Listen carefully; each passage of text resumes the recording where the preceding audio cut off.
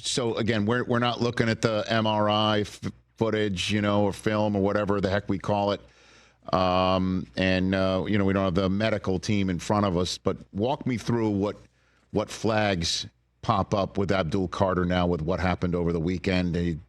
There was no surgery there was a conversation for 24 hours. Maybe he does need surgery, and he says he's not going to have it.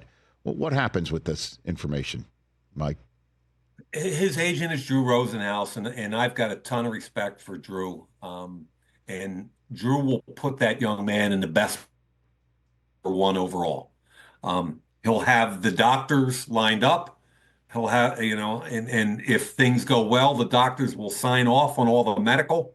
But at the end of the day, if there's something that NFL medical departments are concerned about, it's often feet, believe it or not.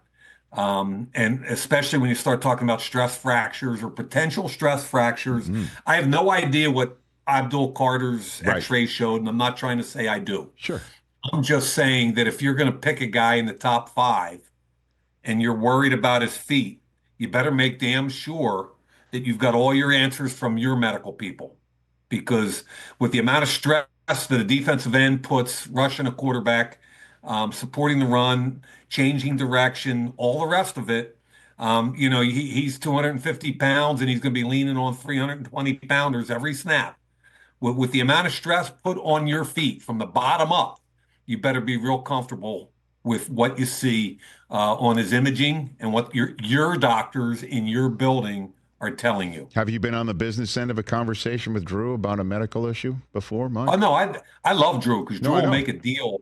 But what I'm telling you is, for instance, I'll pick one from my Raider days. Yeah. I mean, Trey Smith, who's been maybe the best guard in football the last year or two with Kansas City. He went in the 6th round, and everybody in the league knew he was a 1st or 2nd round talent. Kansas City took him in the 6th because of a heart situation. And when your doctors tell you point blank, you can't take a guy, you got to take him off the board.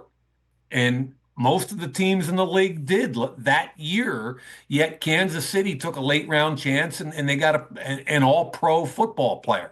So just like off the field issues, Rich, all 32 teams pretty much get the same information. But how they look at that information and make internal decisions varies greatly. Catch the Rich Eisen Show live weekdays from 12 to 3 p.m. Eastern on Roku Sports Channel in the U.S.